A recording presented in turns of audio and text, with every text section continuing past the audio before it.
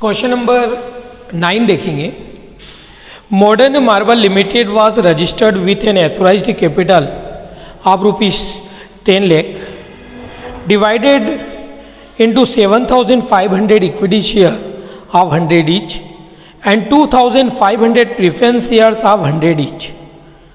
1,000 equity shares and 509% preference shares were offered to public on the following terms.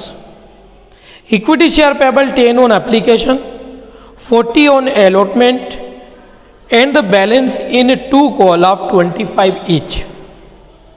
Preference share are payable 25 application, 25 on allotment, and 50 on first and final call. All the shares were applied for an allotment. Amount due was received. Prepare cash book per necessary journal entries to record the above issue of share and show how the share capital will appear in the balance sheet. तो balance sheet अभी अपन नहीं बना रहे, हम इसके अंदर हमें cash book बनाने का बोला, जर्नल एंट्री बनाने का बोला, तो हम पहले वही चीज़ बनाएंगे। तो सबसे पहले अपन कैश बुक बना लेते हैं।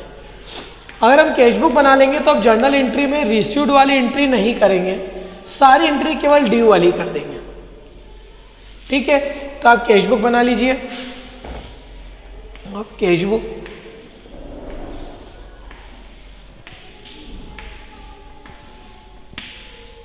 तो ये हमारे कैश बुक के कॉलम हो गए।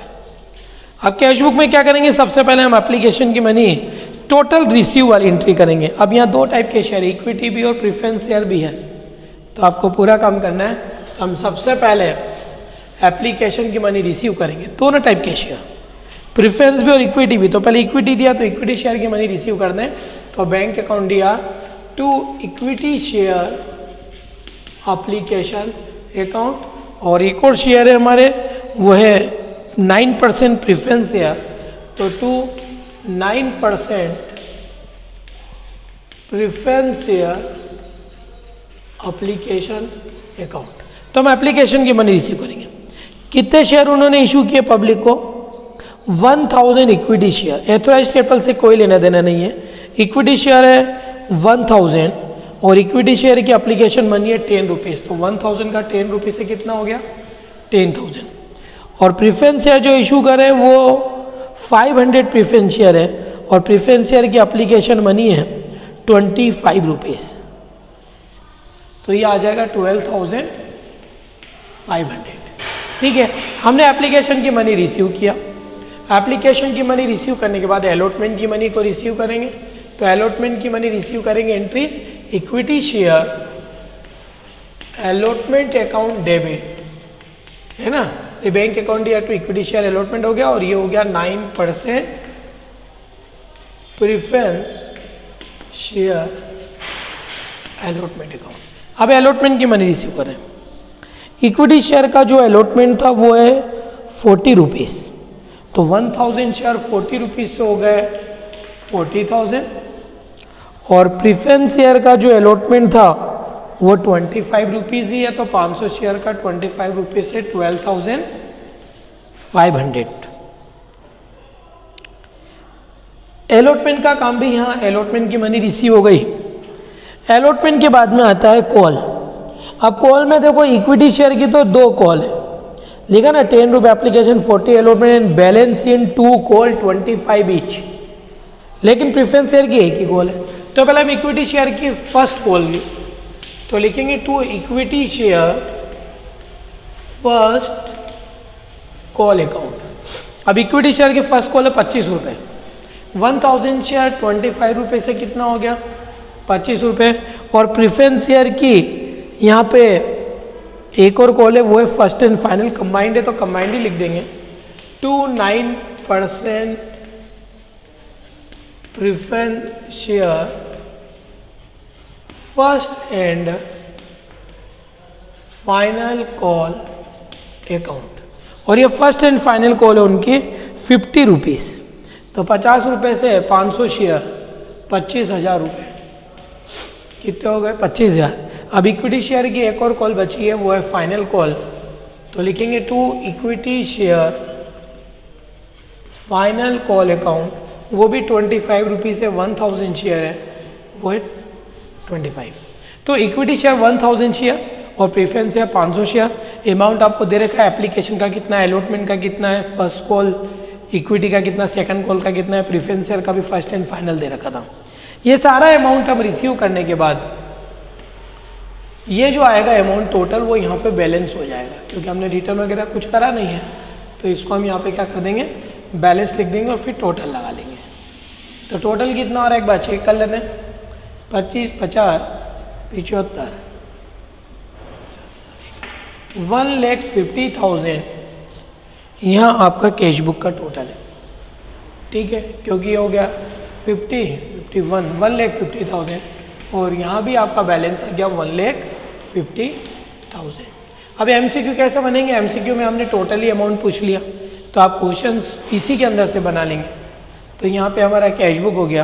कैश बुक करने के बाद उसने बोला हमको जर्नल एंट्री भी करना है। अब जर्नल एंट्री कर लेते हैं, यहाँ इसे हेडिंग डाल देते हैं हम, general entries of modern marble limited.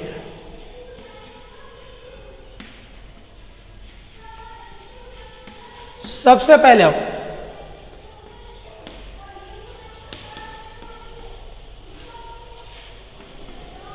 Application की मनी को क्या करेंगे, रिसीव करेंगे। तो यहाँ दो, ये ड्यू करने की एंट्री, रिसीव की एंट्री तो हमने कर लिया, तो अब ड्यू करने की एंट्री करना है। और ड्यू करने की एंट्री दो सबकी अलग अलग होती है। पहले हम एप्लीकेशन की मनी को ड्यू करेंगे, तो लिखेंगे equity share application account debit to equity share capital account. Narration सबका एक ही इसलिए नहीं लिख रहा हूँ, सिर्फ बिंग अमाउंट ड्यू होता है। और इक्विटी शेयर एप्लीकेशन की मनी को हमने ड्यू किया 10,000। फिर इस इक्विटी के बाद अब प्रीफरेंस शेयर की एप्लीकेशन की मनी ड्यू करेंगे, तो 9% preference share application account debit to 9% preference share capital account.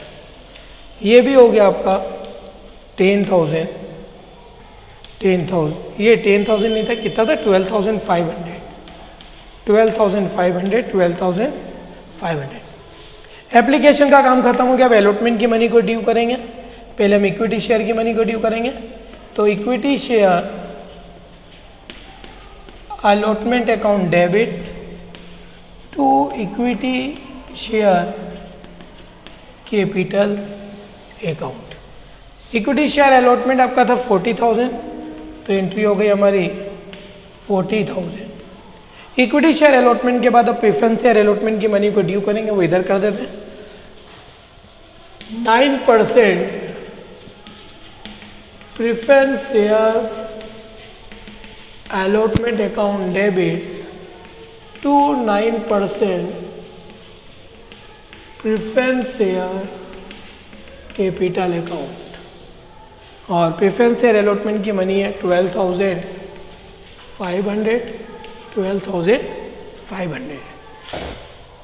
अब फर्स्ट कॉल इक्विटी की मनी को आप, तो equity share first call account debit to equity share capital account. First call equity की money हमने due करी 25,000। इसके बाद अब प्रेफरेंस शेयर की तो फर्स्ट एंड फाइनल कॉल साथ में ही है, तो 9% preference share first and final call account debit to 9% preference share capital account. ये अमाउंट आपका 25,000। फर्स्ट एंड फाइनल कॉल के बाद अब केवल इक्विटी शेयर फाइनल कॉल की मनी को ड्यू करना है, तो उसकी मनी को ड्यू कर देंगे। Equity share final call account debit to equity share capital account, और अमाउंट में आ जाएगा 25,000 25,000। तो इस तरीके से आपको क्वेश्चन करना था। नरेशन सभी का एक ही था, बीइंग अमाउंट ड्यू बस। ठीक, तो ये क्वेश्चन भी आपका यहाँ पर कंप्लीट हुआ।